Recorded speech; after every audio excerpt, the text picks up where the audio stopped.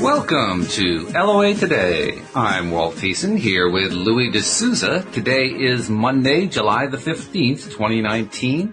It is 8 a.m. in New York, 5 a.m. Los Angeles, 1 p.m. in London, 9 p.m. in Tokyo, 10 p.m. in Sydney, Australia.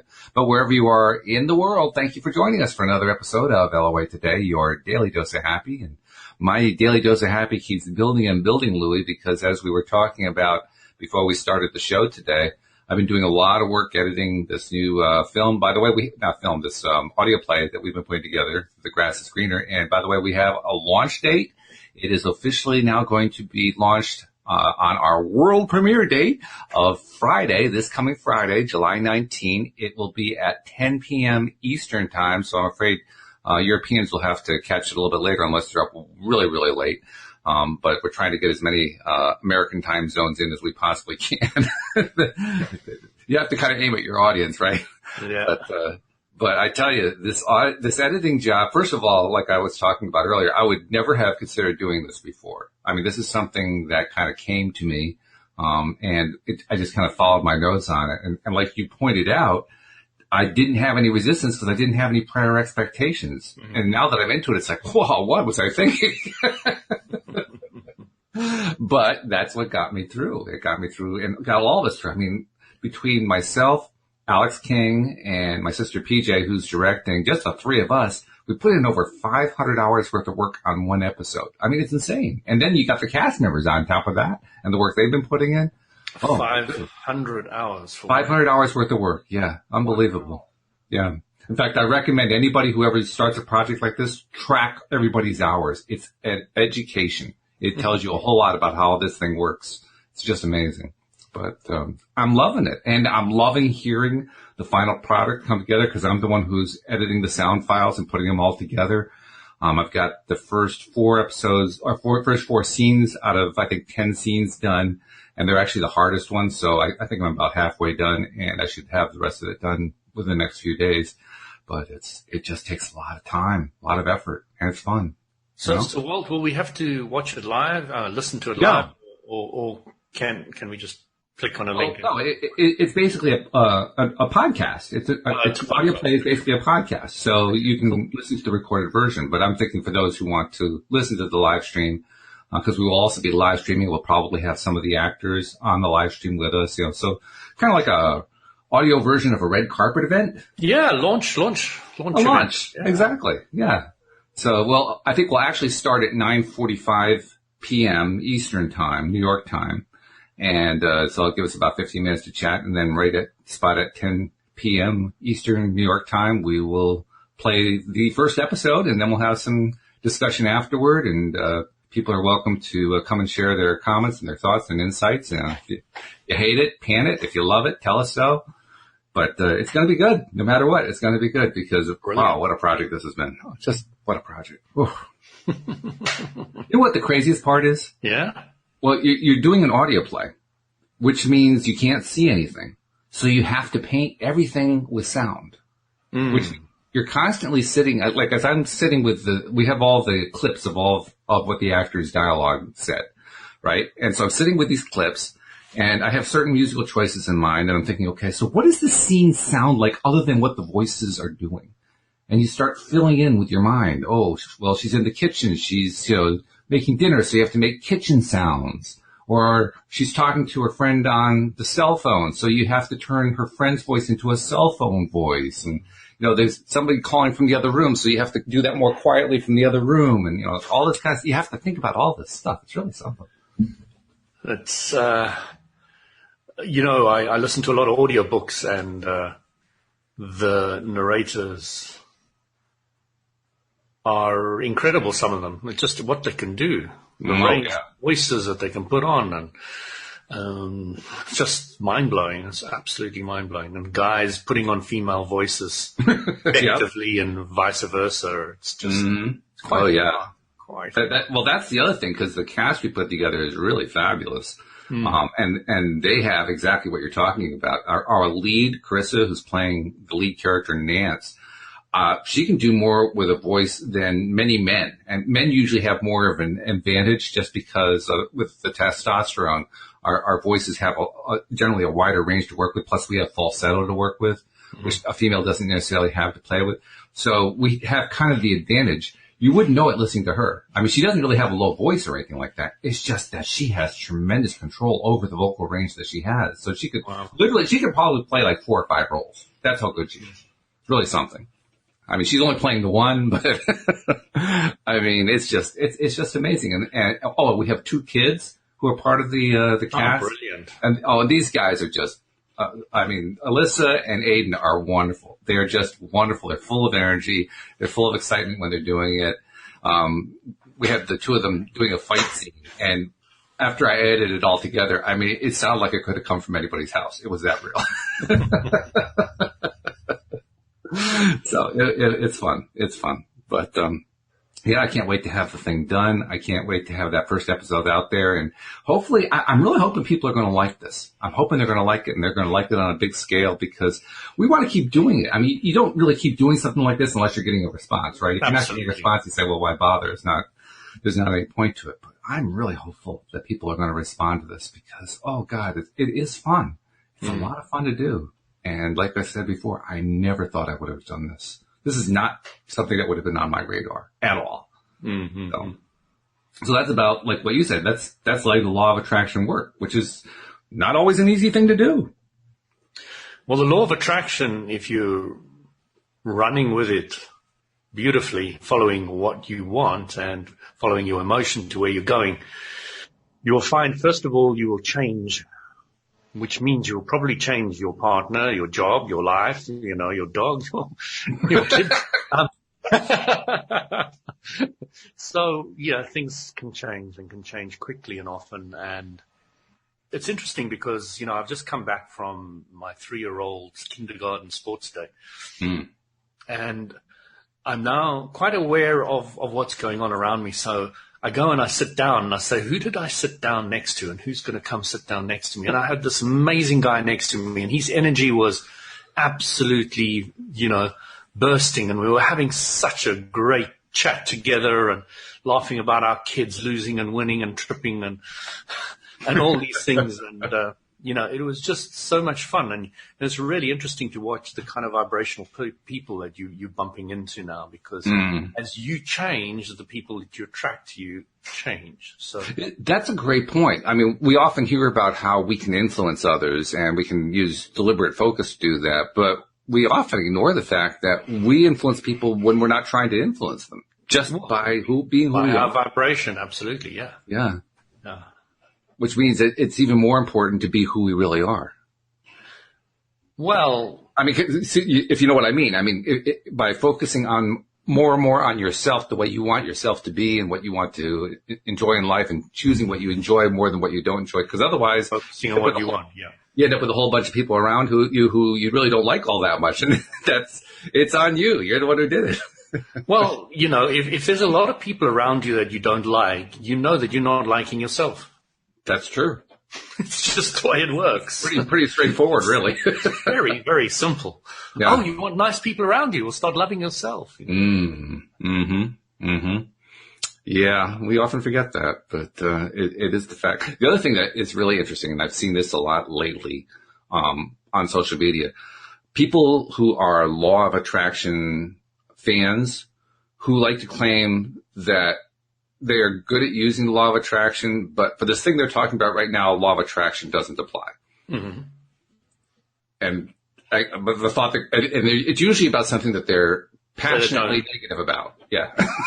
Like, I really dislike this thing, but law of attraction doesn't apply here. Law of attraction's broken when it comes to this subject. It works when it comes to that subject. I turned off the off switch. Yeah. It's like the story that Esther Hicks tells about in The Voice of Abraham about the time that she and Jerry wrote the rapids on the Colorado River. Yeah. I love that story. Right. And the guy tells them, now, folks, I want you to know I can't turn the river off. And Abraham says, that's exactly the way it is with the law of attraction. We can't turn it off for you. Yeah. So, what was the other part of that story when they were saying to the guy, well, can you take us out of the water and put us in just before the end part? Yes. And I said, but didn't you want to come along for the ride? Right. Yeah. Well, wasn't that the point? And that's just it. I mean, I'm trying to imagine what it would have been like if I had tried to come in just at the end of this project, just at the point where we're launching it. I would have lost. I mean, yeah, there's been a ton of work, sometimes hard work, sometimes frustrating work, but I would have missed out on all of that part of the ride. And just hearing the final end product would not have been as powerful for me as it's going to be. I mean, I kind of want the audience to have that same degree of power, but I know they really can't just because they didn't go through the process of creating it like that. You mean Walt's suffering is actually nice? Actually, I don't see it as suffering. I really don't. I don't think it's suffering at all. Some of it was really hard. Well, it was hard, yeah. But, that's actually more of a challenge than anything for me. It's not like I'm afraid of something that's hard. If it's hard, it's like, okay, well, let's get this thing done somehow. And by the way, that's when I'm learning to really use law of attraction the most. Because my tendency in the past would have been, I have to solve this. Mm-hmm. This thing that is facing me right now, I have to solve it. And inevitably, that would have led me down some rabbit hole that would cause me all kinds of things. Okay, that's an interesting one. Yeah, but if what I've been doing lately is going at it with, I can only do so much. I'm just going to keep doing with what I can do. And I'm going to just trust it's going to work out okay. Mm. And it does. It just does every time. You mean your whole life could have been this easy? Oh, God, now you're really freaking me out.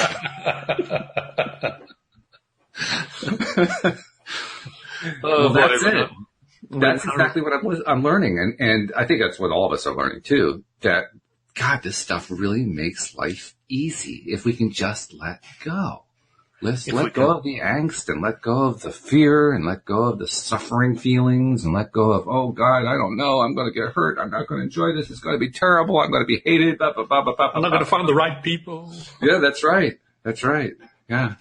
And all you have to do is take the oars, let them go, put them inside the canoe and let the river turn you around and take you to everything you ever wanted. Yeah, I wouldn't let go of the oars, let them float down the river. It's probably good just to have them so you can get onto the shore again. But let them go into your boat. That's right. Oh, there go the oars.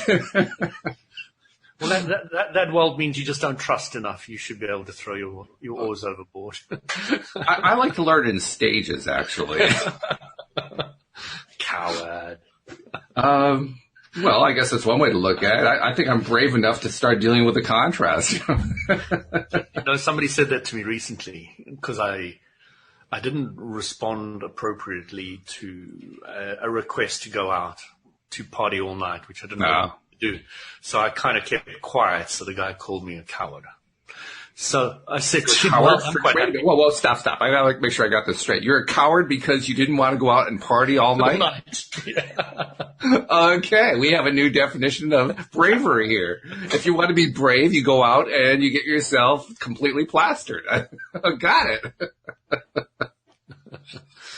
But, I just said, well, I don't really mind what you call me. I know I'm not. I know where I am. I know I'm confident enough. It's great. I really don't mind. I'll be proud if you want me to be. Well, that's just it. That's where, when we start taking on that attitude more and more, that attitude of, I just don't really care about those slings and arrows you're flying at me. Then an amazing thing happens. The slings and arrows don't matter anymore. And they'd missed their mark entirely. And you just kind of stand there saying, why was I upset about that in the past? Because clearly this doesn't amount to anything. One guy said to me, Louis, you've got a Teflon coat. I went, yeah, right.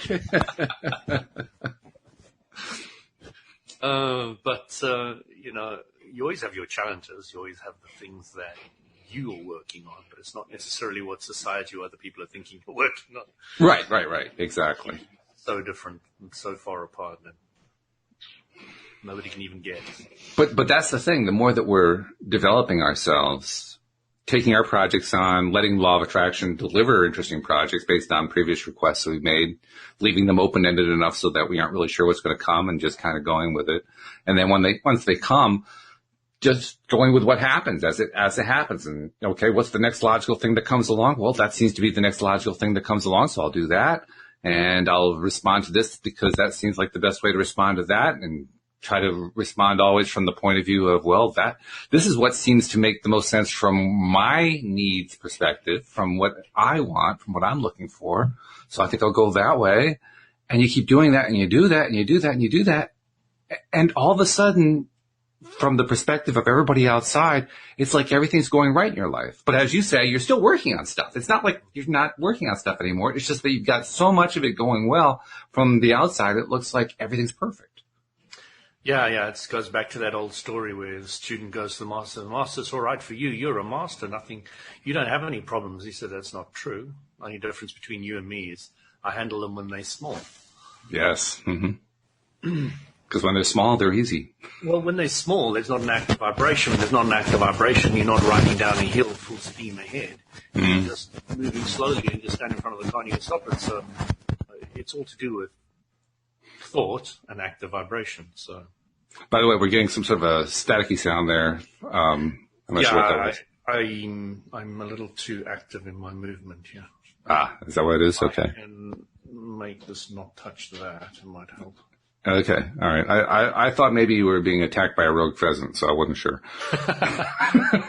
Is it better now? It's much better now. Thank you. But, when we deal with stuff in a way that is, like you said, dealing with them small, not only is it easier to deal with because, like you said, the vibration hasn't built up a big momentum yet, but I don't know about you. I think they're more fun. When they're small, it's like, well, shoot, I can handle this. This is easy. I'm actually finding a way to enjoy this. When they're big, it's like, oh, God, I don't know if I can handle this. But when they're small, it's like, oh, wait, this is great. I can do this. I can do this. And when you start working it out that you can do it on all subjects in your life, wow. Yeah. No kidding. No kidding. Then all those obstacles that you've had in the past start falling away. I was talking earlier about how many hours we have on this project. If I had known in advance how many hours it would take, I don't know if I would have done the project. Yeah, I mean, parents say the same about their kids. Yeah, right? Same idea. It's one of those things where when you look at the total of it, it can kind of scare you. But when you've been through the process of doing it, kind of being led one step at a time through it, and the hours pile up, the perspective is a different perspective.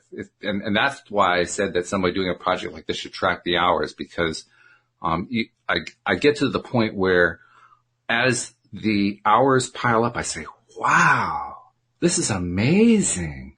It's amazing, not scary, not intimidating, amazing at how much time it takes to do all this. And I've been enjoying it. I've been enjoying all this time I've been putting in. My sister's been enjoying the time that she has put in being the director. Yeah. Alex has enjoyed the time she's put in doing, script writing and producing. Something that's going right. You absolutely know it.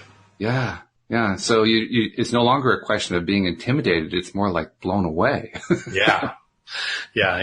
And, sometimes we want to make the mistake and think, it's going so well. It's incredible. Something's going to go wrong at some stage. Yeah.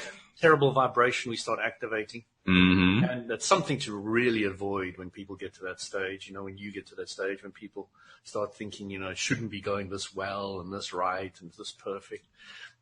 Something's going to be jinxed and, all those kind of words which society has brought along. Right. And I've learned now that doesn't bother me at all because I'm always looking forward. Yes. Well, I'm not looking back anymore. When you're in the middle of it, if you're truly in the middle of it and you're not pulling yourself out and evaluating and saying, well, how am I doing so far? Then you don't even get there. You don't even get to the point of worrying about, oh, geez, I don't know if this is going to fall apart or not, because you're just in the middle of it. The only time you can actually get to the point where you're worried about, oh, God, I don't know if this is going to work, and you start, jinxing it and all that kind of stuff, is when you pull back and you say, okay, I'm going to stop for a little bit and kind of evaluate and keep score of what I've been doing. Mm-hmm. And it's the act of keeping score that does it. Yeah. When you're not keeping score, it's not a big deal. It's only when you keep score and then you're comparing, oh, geez, well, I should have done this. I only got this much done. I should have gotten that much done. And that person didn't get nearly as much done as they were supposed to do. Oh, my God, this is turning into a catastrophe. It's so true, Walt. It's exactly how it works. Well, it worked in the past, but, slowly but surely you get to, the way I live my life and the way I bring up my children and all that kind of stuff now is so vastly different. Not only the way I was brought up, but society as a whole, that you really have to keep your own focus going very clearly without worrying about what anybody else thinks to be able to maintain it. Because you've got the alternative vibrations of how to do things all around you. You've got it in your past, you've got it in your society, you've got it in your friends, you've got it, those around you. And, you're now focused in a completely different way and you're just heading down that route. Yeah. And you've really got to be quite clear because we're the first generation LOAers, really, That's true, isn't it? That's going to be really setting the tone for the huge changes that are going to come to to many over time.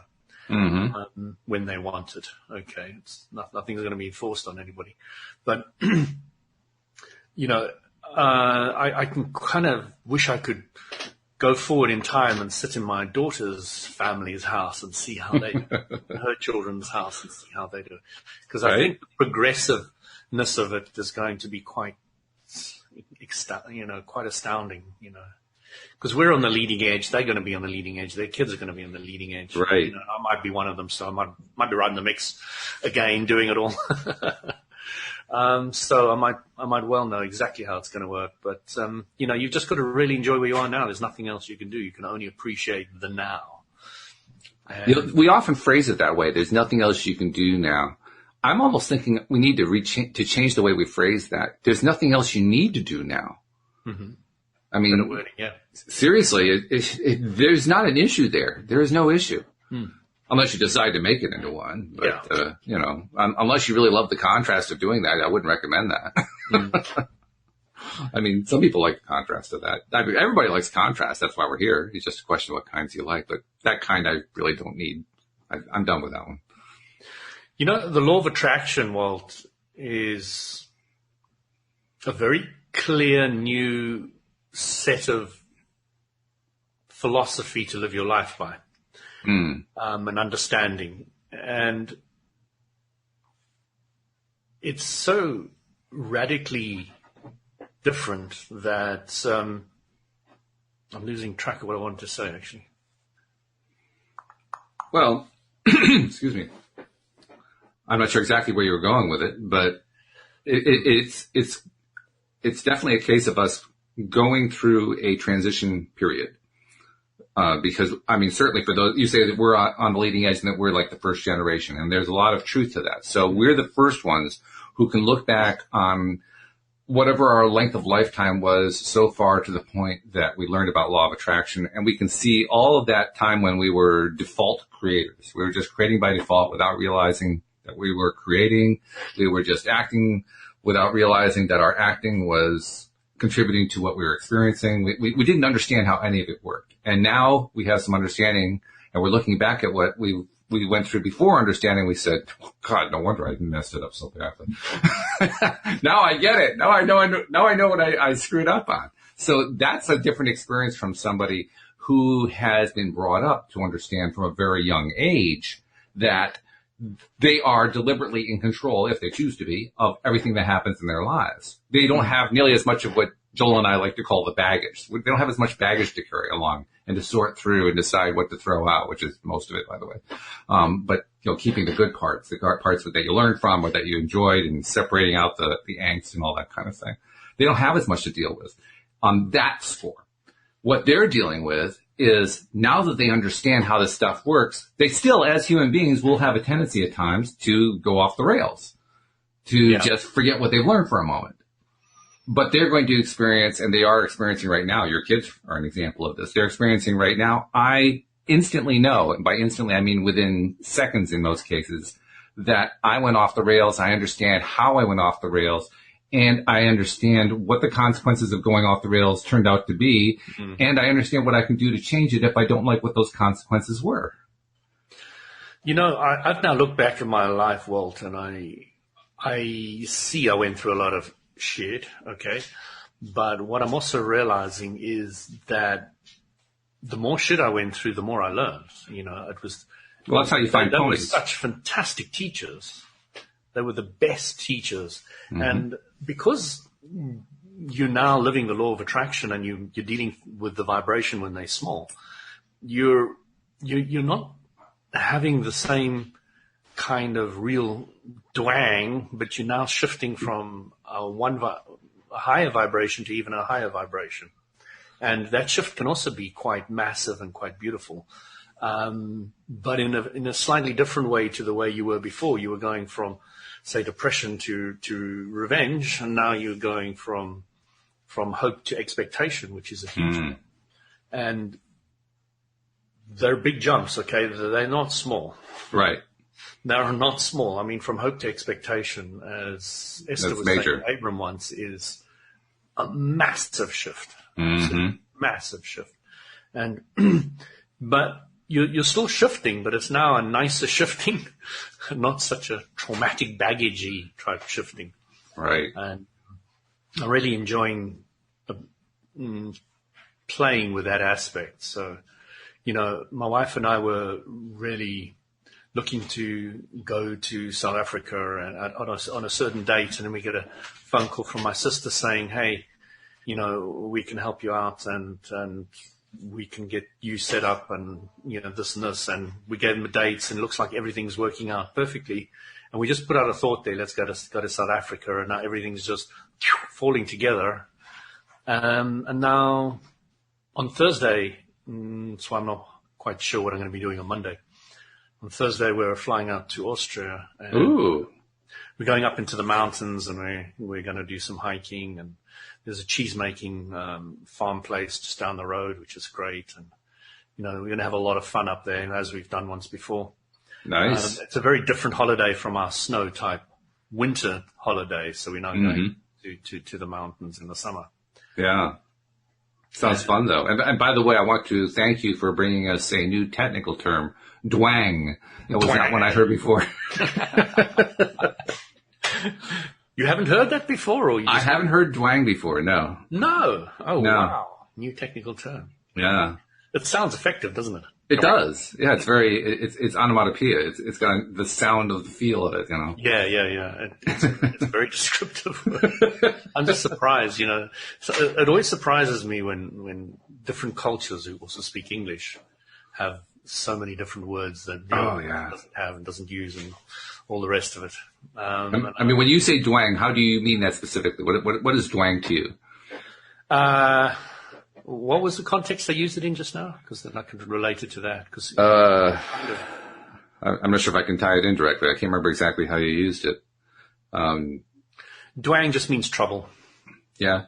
Yeah, okay. In the trouble, in the dwang. Mm-hmm. It's a good word for it. Well, I got the impression too, dwang also, the way you said it, and I can't remember exactly what you said, but there are nuances to it, yeah. It sounded like that one of the nuances of dwang was it's trouble that you're kind of steeped in. Like you're kind of, you know, it's become, it's stuck and you're kind of been boiling there for a bit and it's just kind of vibrating more and more and more. Hot dung. Hot dung. Dwang. See, now this is why we like technical terms, because then we don't have to deal with the ones that are like smelly poo, you know? If you've got kids, they're always bringing those ones up. Oh. That's funny. So dwang, okay. Well, we got a new one. That's good. So how are things with, I mean, I know you got this trip coming up, but how has your weekend been? How have things been with the family and so forth? Oh, I told you, don't ask me on a weekend. I can't remember what I've done from one day to the next. See, that's what happens when you get invited out for those all-night party affairs. You know? You fill up in bed for a whole weekend and you don't talk to me. Actually, we had a nice time. Yesterday, we drove up to Concord, Massachusetts, which is just outside of Boston. It's it's the site of the first confrontation between British troops and American colonists that led to the American Revolution. But it's also now a beautiful little tourist town. It's got little shops and so forth. Mm-hmm. Louise had a great time. She found some stuff to add to her clothing collection. And we had a lovely lunch, and we drove around town, saw some of the sights, and did some walking outside. Not too much. It was kind of hot, but other than that, it was just a gorgeous day. It was beautiful. And it just kind of, it's a reminder to me that we need to celebrate and to appreciate all the nice little things that happen. That was just a simple day trip. It had no real big meaning to it. It was not like this big getaway to Austria or something like that. It was just a little day trip, but it was lovely. It was nice. It was just very warm and friendly.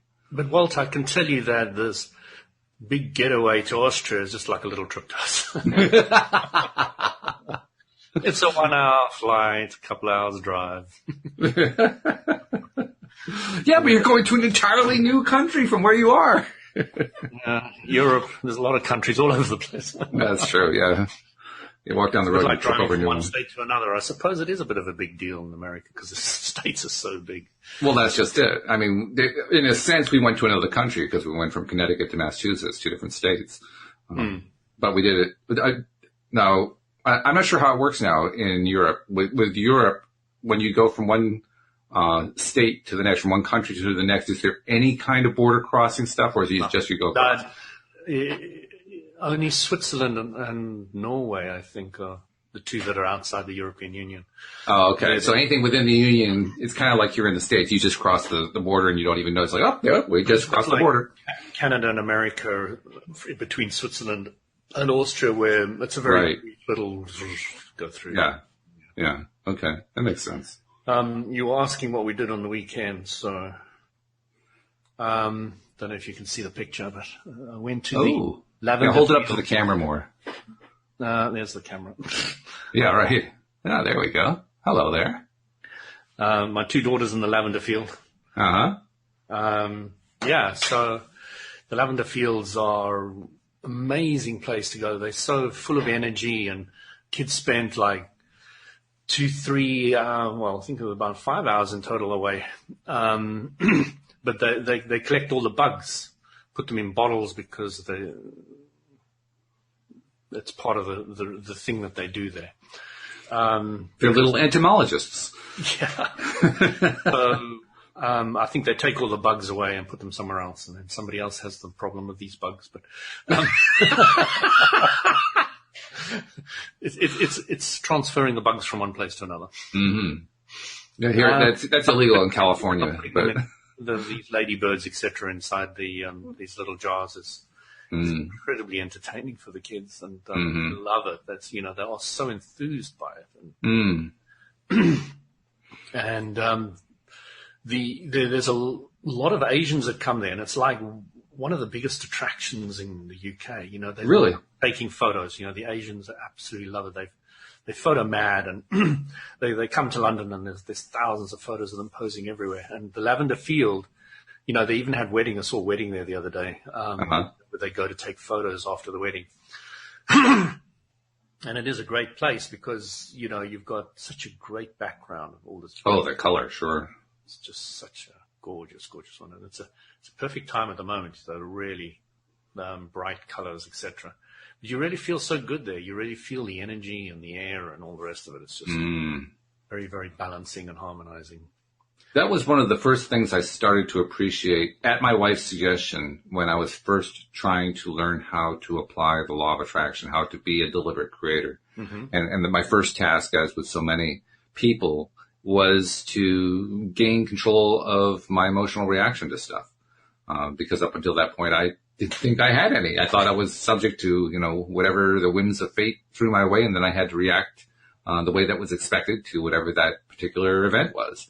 Yeah. Well, now I was actually learning how to decide for myself what my own response was going to be. And one of the first things she suggested was take nature walks and get out there and feel the energy of the nature. And I remember my reaction when she told me that. On the one hand, I had heard that you could do that. And on the other hand, I thought she was crazy.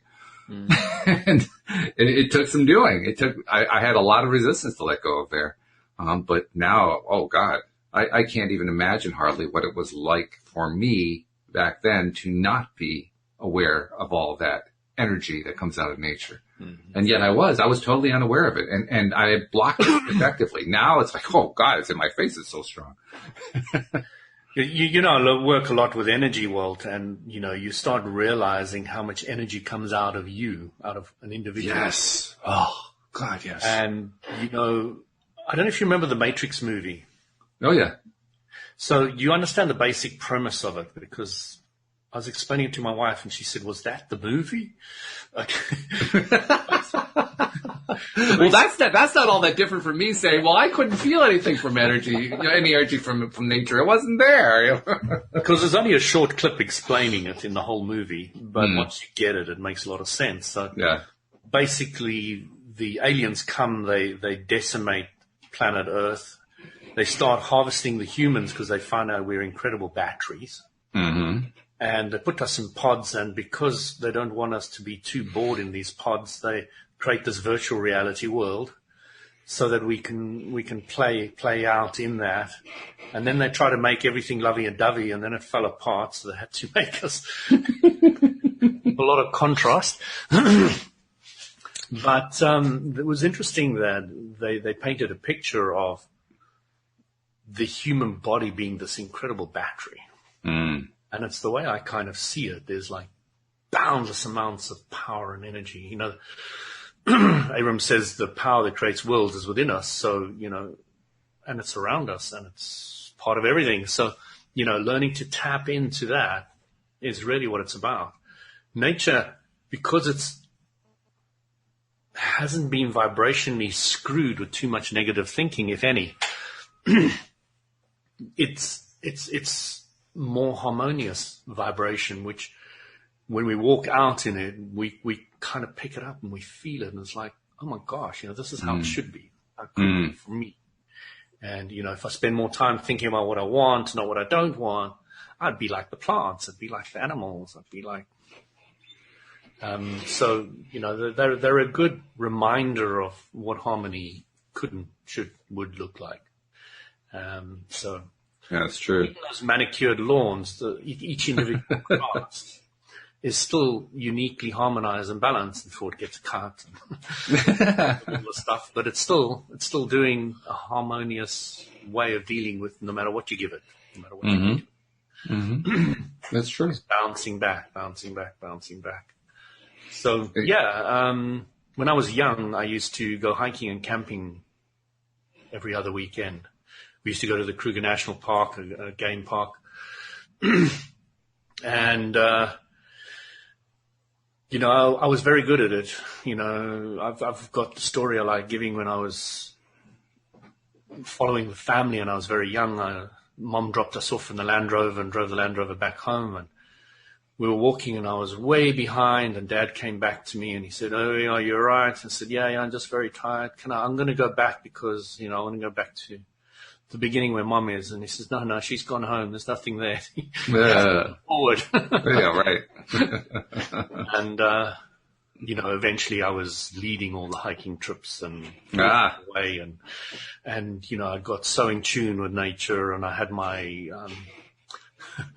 my camouflaged, overalls, which I lived in, you know, and I was out in the bush many a time, living and working and understanding and communicating and all the rest of it. I was really enjoying that aspect of my life at that age. And we went to this huge mountain called Masenjan, and we stayed right at the bottom of it. And the people walked around on the ground level all the way up to a stream at the back. And you cross poles as you cross the river and you go all the way up the side. And I took a few bunches of the stronger guys, and I was only like 10 years old, right over the top of this mountain, down the back, and right to the waterfall where we were going to meet up. And these guys were so impressed with me. They were from the big city, Johannesburg. They said, oh, man, you did such a great job. I don't know how you did it, and you're so young, and blah, blah, blah.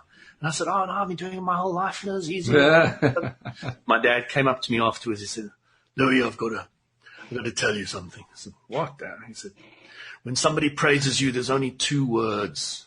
You should say. I said, what's that? He said, thank you. And it was a great lesson. I'll never forget. It's true. It's true. We need to practice all of this. All of us need to practice appreciating more. You know, when something, when praise comes our way, when something good comes our way, we need to just stop and say, oh, thank you so much. I really appreciate that. Whether you're saying it to a human being or to nature or to just spirit or whatever, you just, you know, appreciation itself is the key. It's not so much saying it to somebody else, although that is good. You're saying it to yourself, essentially. You're reminding yourself, wow, I really like this. I feel good about this. By the way, you mentioned also the idea of a battery. Which I thought was an interesting concept. When I saw the movie, it certainly fit with what was in the movie. But as you just described it about how, you know, we are these tremendous, we have the power that creates worlds within us. It occurs to me the idea of a battery is almost insufficient for that. So I'm thinking maybe like the Harry Potter port key, right? Yeah. The port key that they use to transport from one place to the other. I mean, the way that they created it in the movie, there was this huge flash of light and, you know, power and boom, zoom and off. That's more like what it's like. And it's an endless supply rather than a battery that can run down or something like that. Mm-hmm. Well, when you think about it, the law of attraction is the most powerful, consistent battery that has ever existed. This is true. Yeah. It just does the same thing again. Mm-hmm. No, it's the endless battery. Who you are, what you're doing, and how you're thinking, and where you're going. It just says, "I'll take it and I'll amplify it. I'll take it. Mm-hmm. I'll take it. I'll amplify it. I'll take it. I'll amplify it. I'll take it. I'll amplify it." Actually, the idea of amplify, that's how we know that it is more than just a battery. It's like a transistor. What a transistor does is it amplifies. It builds. So it takes what's in that battery and makes it bigger and bigger and bigger. And the more we think on a subject, the more electricity we're putting into it means the bigger the outcome. Yeah. Mm-hmm. Yep. That's exactly it, which is cool. You know, and it's fun to play with it. For me to describe what the law of attraction is now, it's an amplifier of thought. Yes. Somebody wants to know what law of attraction is now. It's just amplifier of thought. That's it. Game over. It's a couple of rules, 14 seconds and other things. Amplifier of thought. That's really what it is. I think probably the biggest source of resistance we have is to that thought. Not you and me. I mean, you know, your typical person, they hear this concept and they decide that can't possibly be true. And so now they've created resistance to it. It can't be easy. It can't be easy. No. No. No, it can't be easy. It can't be something that I can easily control. It can't be something, it can't mean that I actually have control over everything in my life. I mean, things happen to me. Yeah. Things just happen. I know. Out of control, man. That's right. Yeah. And of course, the answer to that is, but that's where half the fun is. Letting it come when you don't expect it. Letting it be there. You know, Walt, I'm so much thinking of the way it is with the law of attraction that it's sometimes difficult for me to see how people don't see it like that anymore. It's so much of a shift now that, you know, do you really believe that? Do you really think that way? Wow. Okay. Well, yeah, I did that a couple of years ago. Right? But well, that's the way I think about it when I'm thinking about somebody who's in non-physical. Because what we're told, and I believe it's true, is that when you're in non-physical, you're in high vibration. You're in the highest vibration at all times. And when you're in that highest vibration at all times, I can see how it would be easy to forget what it's like when you are in the physical world. Just because you're not there. You're not in that same vibrational space. You're not in that low vibration. You're not dealing with that low vibration stuff. You're only in high vibration. So from that perspective, how can you actually feel low vibration? Well, you can't without actually going to low vibration. Yeah. When Abraham, the non-physical positive energy individuals, say that they experience things with us, it sounds very much like they can only experience the very positive things that happen with us, and the negative things they can't even perceive. I don't know.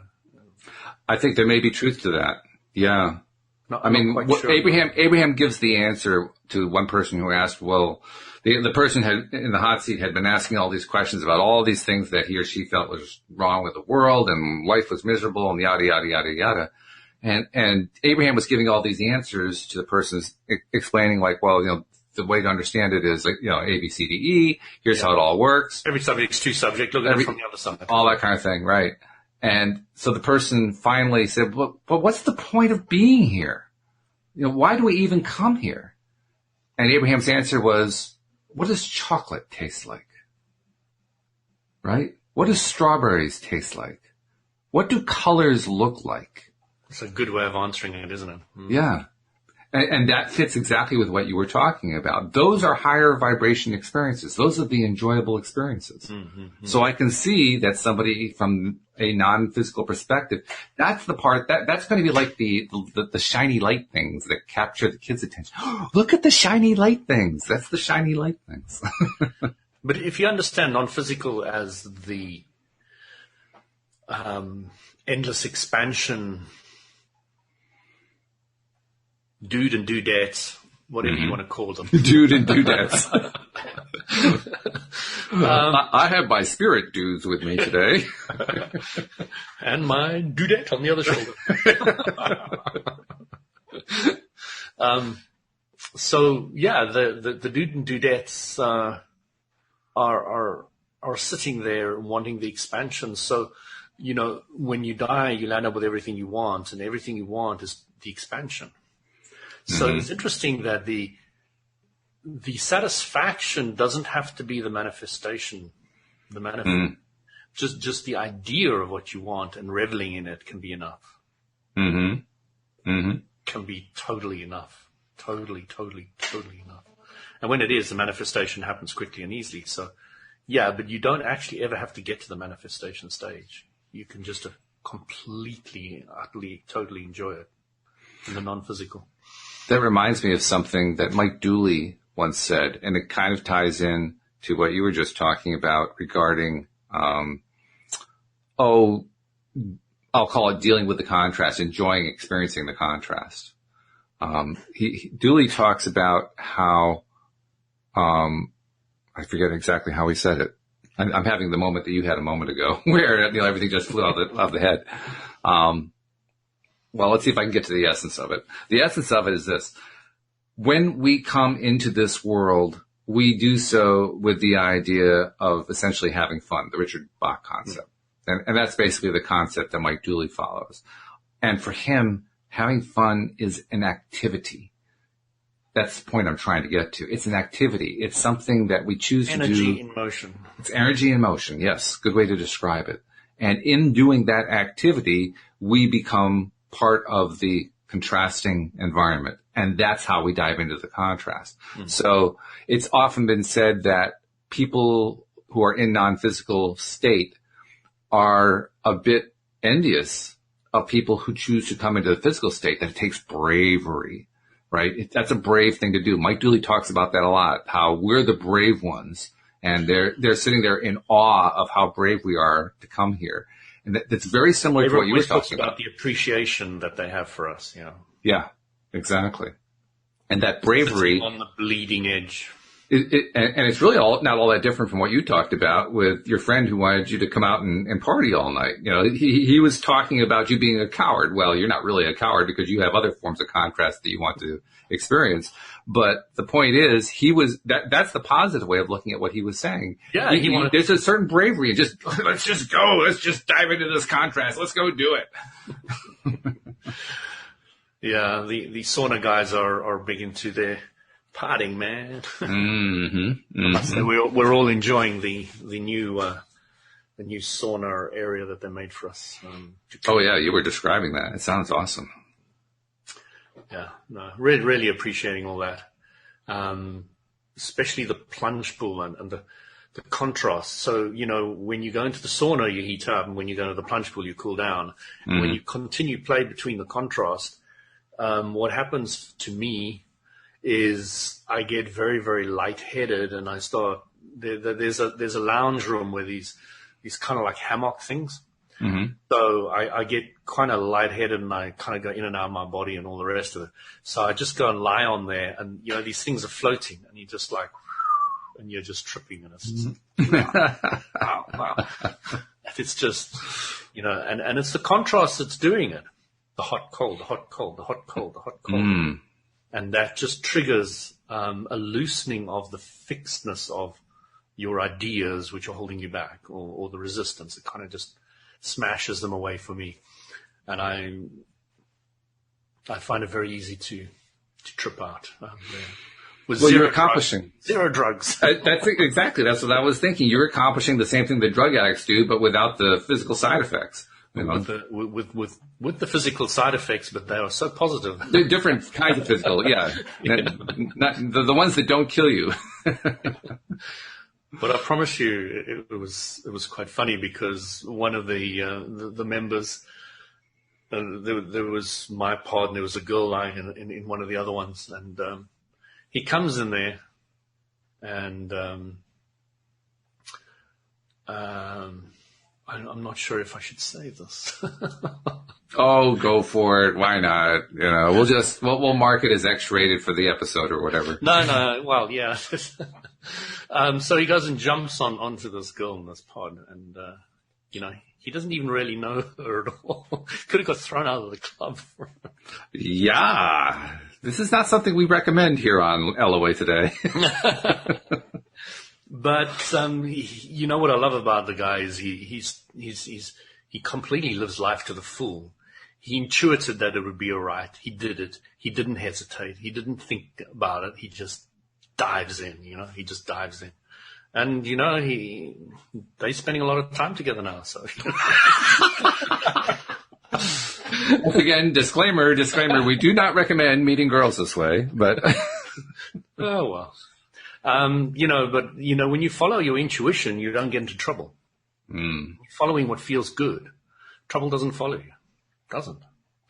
And if people do that, they'll start living life to a fuller degree and fuller degree and fuller degree. That it becomes really exciting because you're not worried about all the things that would stop another person from doing those things. You're now in that place where, this feels good and I know that feeling good is a force field around me that will protect me against everything. Right. Yeah, that feeling good piece, that component, is huge because that's what we have to learn. I mean, I was talking earlier about how many years ago when I was first trying to learn how to apply the law of attraction in my life, I had to learn to believe that I had control over my responses to things. And in order to respond to things, you also have to be aware of and connected to and paying attention to the feelings that are coming to you and going with the good ones. If you go with the bad ones, go with the ones that don't feel good to you, you don't actually pick up how to do this. You have to go through the process of switching over to feeling the good ones and going with the good ones before you start to gain the control. Without that, you don't have control. It's kind of like it's like getting stuck on step one. Well, it's being stuck on step one. Like, okay, I have a desire. Now I'm just going to stay on having a desire, and I'm not going to go for what I want instead. I'm just going to stay stuck on having a desire. And I'm going to get more and more miserable because the desire isn't turning to what I want it to be, but I'm going to just stay stuck on that desire thing. Yeah, that usually only happens to subjects you have resistance to. Exactly. And the process of just getting stuck on step one means you're going to have more and more resistance. Otherwise it would manifest. And relationships, I see, are the big one. Oh, so big. It is. It's huge. But what everybody doesn't seem to really understand, the simplicity of it all. You've got to love yourself. It starts there. Because when you love yourself, other people are going to think you are amazing. And the best part is it doesn't matter what you look like. It doesn't. Absolutely. Doesn't make any difference at all. That is a complete illusion, which is a million times blown out of proportion by advertising, etc. But it really doesn't make any difference. None whatsoever. No. What matters is how you feel about yourself.